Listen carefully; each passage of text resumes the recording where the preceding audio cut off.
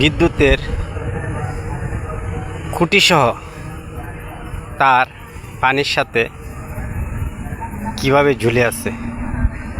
বিদ্যুতের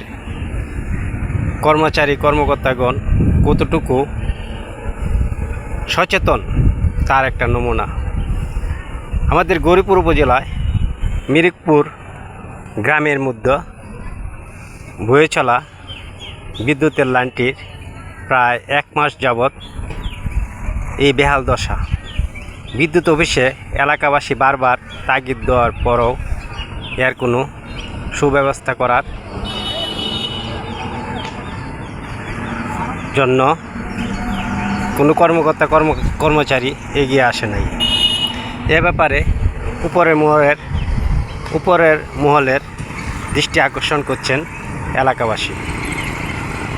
এই বিদ্যুতের অবহেলিতার কারণে, বিদ্যুতের কর্মকর্তার অবহেলিতার কারণে হয়তোবা